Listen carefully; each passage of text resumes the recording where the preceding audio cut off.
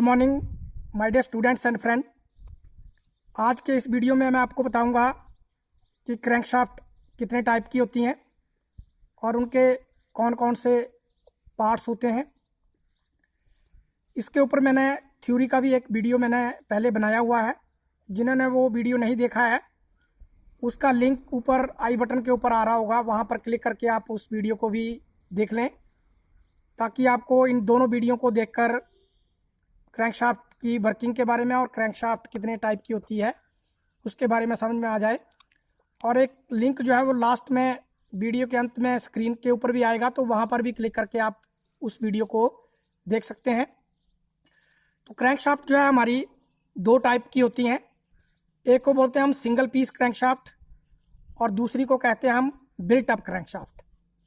ये अभी जो आपको क्रैंकशाफ्ट दिखाई दे रही है ये आपकी सिंगल पीस क्रैंकशाफ्ट। ये क्रैंकशाफ्ट आपकी यहाँ से लेकर यहाँ तक एक ही पीस में बनी हुई है। जैसा कि इसका नाम है सिंगल पीस, वैसी ही इसकी शेप होती है। ये एक ही पीस को ढालकर जो है वो बनाई जाती है और ये क्रोम मोलिब्डेनियम स्टील की बनी होती है। और दूसरी जो क्रैंकशाफ्ट है वो होती है आपकी बिल्ट अप क्रैंकशाफ्ट। और ये क्रैंकशाफ्ट जो है वो बड़ी गाड़ियों के अंदर यूज़ की जाती है, जैसे बस, ट्रक, कार आदि में। और दूसरी क्रैंकशाफ्ट जो है बिल्ट अप क्रैंकशाफ्ट, वो आपकी मोटरसाइकिल और स्कूटर के इंजनों में जो है वो फिट की जाती है। तो अभी हम इस क्रैंकशाफ्ट के बारे में, इसके कौन कौन से पार्ट्स होते हैं और कैसे ये काम करती है। ये इसका जो काम होता है, ये पिस्टन की रेसिप्रोकेटिंग मोशन को, ये आपका पिस्टन हमने आपको दिखाने के लिए एक क्रैंक पिन के ऊपर बांध दिया है। पिस्टन जो है वो आपका अप डाउन चलता है, जिसको हम रेसिप्रोकेट मोशन कहते हैं। उस मोशन को ये रोटरी मोशन में, यानी कि घूमने वाली, जिस तरह से ये पेचकस घूम रहा है उस मोशन में जो है ये कन्वर्ट कर देती है ऊपर नीचे की चाल को। ऊपर नीचे की पिस्टन की जो चाल होती है वो होती है रेसिप्रोकेटिंग मोशन, और जिसको ये कन्वर्ट करती है उसको कहते हैं हम रोटरी मोशन। तो इसके हम पार्ट्स के बारे में जान लेते हैं। ये जो पार्ट्स है जिसके ऊपर हमने ये कनेक्टिंग रॉड बांध के रखी हुई है, इसको कहते हैं हम क्रैंक पिन। और इसका दूसरा जो नाम होता है वो होता है आपका क्रैंक थ्रो। कई बार क्वेश्चन में आ जाता है कि जो आपकी कनेक्टिंग रॉड का बिग एंड है वो किस भाग के ऊपर फिट किया जाता है। तो ऑप्शन में अगर आपका क्रैंक पिन की जगह क्रैंक थ्रो है तो आपने क्रैंक थ्रो जो है वहाँ पर सही करना है। और इसका जो ये बिना कनेक्टिंग रॉड वाला हिस्सा है ये आपको ये दिख रहा है, ये आपकी 4 सिलेंडर की क्रैंकशाफ्ट है, जिसमें आपकी ये क्रैंक पिन जो है वो 4 बनी हुई होंगी।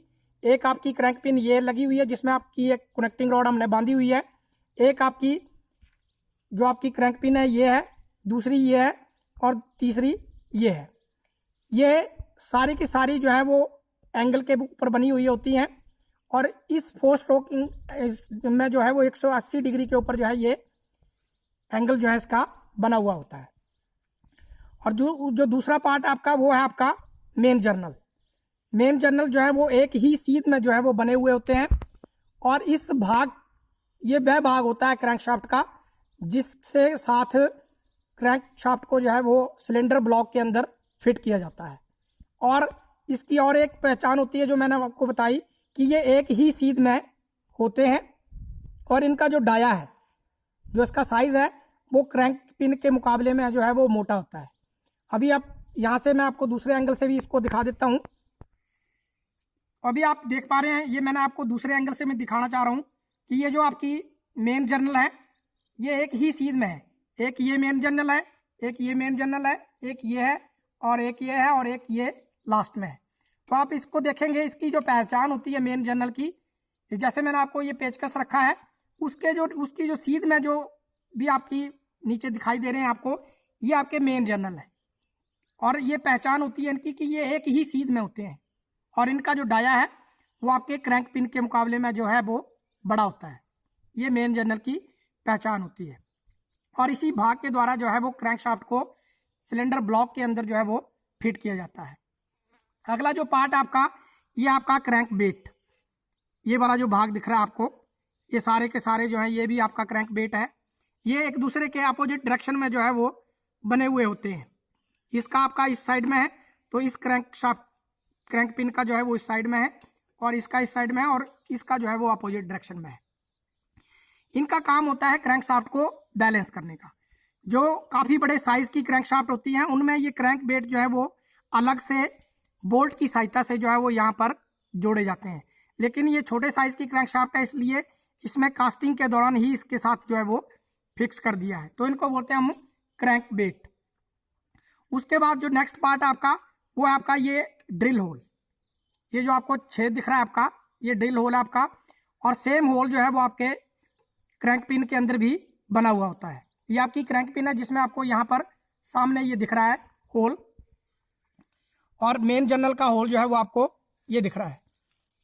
इसके ये जो मेन जर्नल है और क्रैंक पिन है, इसके बीचों बीच इस तरह से जैसे मैंने आपका ये पेचकस रखा है, ऐसे तिरछा जो है वो छेद जो है वो बना हुआ होता है। यहाँ से भी होगा और यहाँ से भी होगा। ये तिरछे होल जो है वो क्रैंक पिन को लुब्रिकेट करने के लिए बने हुए होते हैं। जैसे कि ये मैंने आपकी क्रैंक कनेक्टिंग रॉड जो है वो यहाँ पर बांधी हुई है, तो इसको जो लुब्रिकेट करने के लिए जो तेल जाता है वो इस होल से, इसका होल भी यहाँ पर बना हुआ है जो आपको यहाँ पे नहीं दिखेगा, दूसरी साइड में है। तो इसको लुब्रिकेट करने के लिए जो है वो यहाँ से ऑयल जो है वो और यहाँ से ऑयल जो है वो लुब्रिकेट होता है। जब भी आप इसको ओवरहाल करने के लिए खोलें तो ये जो आपके ऑयल होल हैं इनको आपने अच्छी तरह से ब्रश से साफ करना है। इनके अंदर गंदगी नहीं रहनी चाहिए।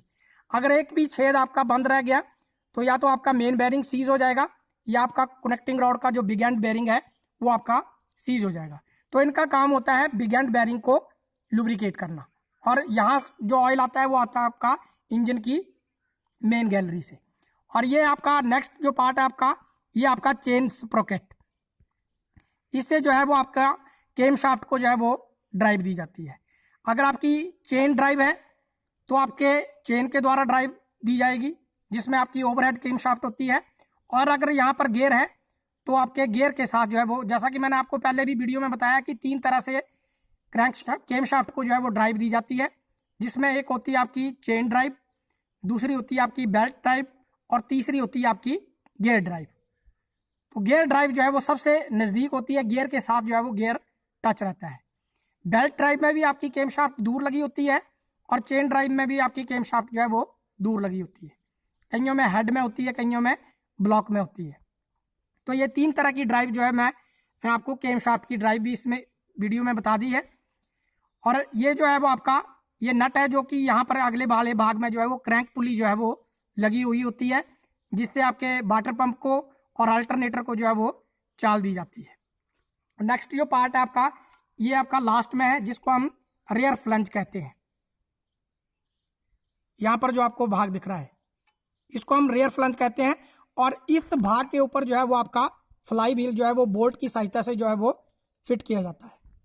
यहाँ पर आपके 6-7 बोल्ट जो है वो क्रैंकशाफ्ट के रेयर फ्लंज के ऊपर जो है वो टाइट किए जाते हैं, जिनके द्वारा ये जो आपका लास्ट पार्ट दिख रहा है आपको, ये एक्चुअली में क्रैंकशाफ्ट का भाग नहीं है, लेकिन क्रैंकशाफ्ट के ऊपर जो है वो फिट किया जाता है। इसलिए मैंने आपको इस वीडियो में इसका के बारे में भी मैं बता रहा हूँ आपको। ये आपका फ्लाई व्हील है और इसको जो है वो 6-7 बोल्ट के साथ क्रैंकशाफ्ट के रेयर फ्लंज के ऊपर जो है वो टाइट किया जाता है। और फ्लाई व्हील का काम होता है आपका जो आपके इंजन के आइडल स्ट्रोक होते हैं उनको पूरा करना। जैसे आइडल स्ट्रोक आपका सक्शन स्ट्रोक हो गया, कंप्रेशन हो गया, और लास्ट में हो गया आपका एग्जॉस्ट स्ट्रोक। ये 3 स्ट्रोक को जो है ये पूरा करने में जो है वो हेल्प करता है। दूसरा, ये क्लच के लिए जो है वो फेस जो है वो प्रोवाइड करता है। यहाँ पर आपकी ये बड़ा भाग यहाँ से यहाँ तक जो दिख रहा है आपको, ये लेथ मशीन के ऊपर जो है वो ग्राइंड किया होता है। और यहाँ पर आपकी क्लच प्लेट जो है वो चिपकी हुई रहती है। और यहाँ पर आपकी इसके ऊपर ये जो आपको 6-7 बोल्ट दिख रहे हैं, यहाँ पर आपकी प्रेशर प्लेट जो है वो उसके ऊपर से पहले क्लच प्लेट को फिट करते हैं और उसके बाद जो है वो आपकी प्रेशर प्लेट जो है वो फिट रहती है। प्रेशर प्लेट इन बोल्टों की सहायता से, और उसको फिट करने के लिए भी आपकी ये डबल पिन्स जो है वो लगी हुई हैं। यहाँ पर भी आप एक डबल पिन्स जो है वो यहाँ पर देखेंगे, ये कि जो कि क्रैंकशाफ्ट के रेयर फ्लंज के ऊपर जो है वो बनी हुई होती है। तो इसको फिट करती बार आपने ध्यान रखना है, अगर आपकी ये जो डबल पिन है ये अगर निकल गई है और अगर आपने ये फ्लाई व्हील फिट किया तो आपके 2-3 बोल्ट जो है वो लग जाएंगे और 2-3 बोल्ट जो है वो नहीं लगेंगे। इसलिए ये डबल पिन का जो है वो ध्यान रखना है। इस डबल पिन को जो है वो आपने अगर निकल गई है तो उसको लगाने के बाद आपने डबल पिन को जो है इस होल में, फ्लाई व्हील के घेरे में जो भी डबल पिन लगाने के लिए जो है ये होल जो है वो बना हुआ होता है। तो इसके डबल पिन को जो है वो इस होल में जो है वो फिट करेंगे तो आपके सारे के सारे बोल्ट जो है वो टाइट हो जाएंगे अच्छी तरह से। और ये आपका फेस जो है वो आपका क्लच के लिए प्रोवाइड करता है। और इसके ऊपर ये जो आपका रिंग गियर दिखाई दे रहा है फ्लाई व्हील के ऊपर, ये जो है वो सेल्फ स्टार्टर की सहायता से जो है वो इंजन को स्टार्ट करने के लिए जो है वो हेल्प करता है। जब इसके दांते खराब हो जाते हैं तो इसको जो है हम निकाल देते हैं और इसकी जगह जो है वो नया रिंग जो है वो फिट कर देते हैं। ये जो पार्ट आपका नेक्स्ट, इसको बोलते हैं हम वेब। और वेब जो है वो मेन जर्नल और क्रैंक पिन को मिलाने का काम करता है। ये यहाँ से लेकर यहाँ तक का जो पार्ट है ये आपका वेब कहलाता है, जो कि मेन जर्नल और क्रैंक पिन को मिला रहा है। उसके बाद जो नेक्स्ट एक पार्ट होता है इसी का ही भाग होता है। यहाँ पर आप देखेंगे ध्यान से कि यहाँ पर ये जो क्रैंक मेन जर्नल है ये इस वेब के साथ जो है वो बिल्कुल सीधा नहीं मिला हुआ होता है। यहाँ पर एक एंगल जो है वो ऐसे गोलाई में जो है वो एंगल सा जो है बना हुआ होता है और इसे कहते हैं हम फिलेट रेडियस। और इसको बनाने का एक रीज़न होता है, ये स्ट्रेंथ देने के लिए का जो है वो काम करता है। अगर हम इसको बिल्कुल सीध में ऐसे 90 डिग्री के ऊपर मिलाएंगे तो इससे क्या होता है कि क्रैंकशाफ्ट की स्ट्रेंथ जो है वो कम हो जाती है।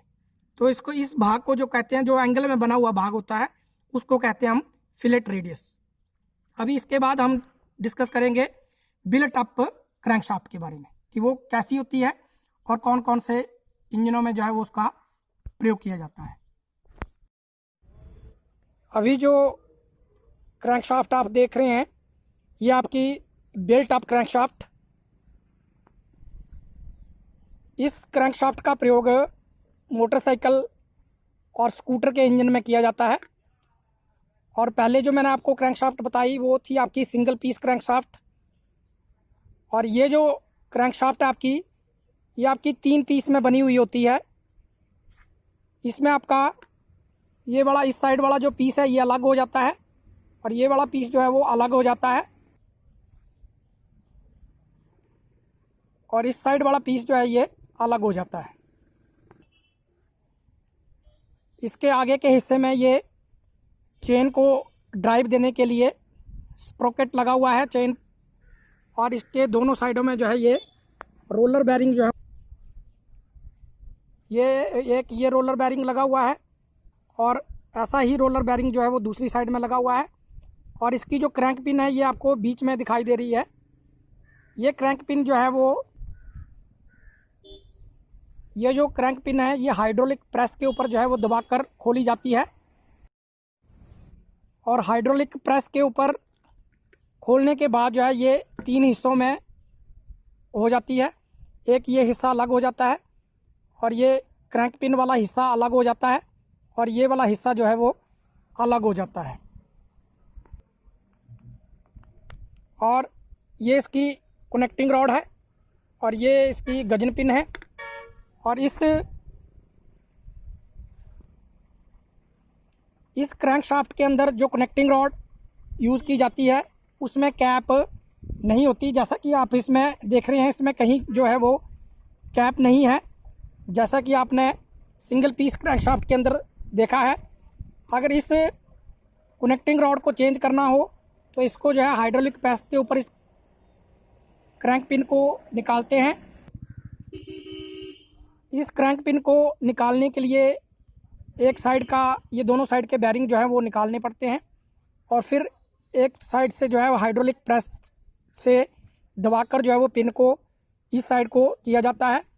और फिर उसके बाद जो है इस कनेक्टिंग रॉड को जो है वो बाहर निकाला जाता है अगर रिप्लेस करना हो। और इसके बीच में जो है वो रोलर बेरिंग का जो है वो प्रयोग किया जाता है, जबकि बड़ी गाड़ियों के अंदर जो है वो जो शेल बेरिंग होते हैं उनका प्रयोग किया जाता है। आई होप कि आपको क्रैंकशाफ्ट की टाइप के बारे में अच्छी तरह से समझ में आ गया होगा। और जिन्होंने मेरा थ्योरी का वीडियो नहीं देखा है उसका लिंक लास्ट में स्क्रीन पर आएगा, वहाँ पर टच करके उसको देख लें ताकि आपको अच्छी तरह से क्रैंकशाफ्ट की टाइप का समझ में आ जाए। Thank you. जय हिंद, जय भारत।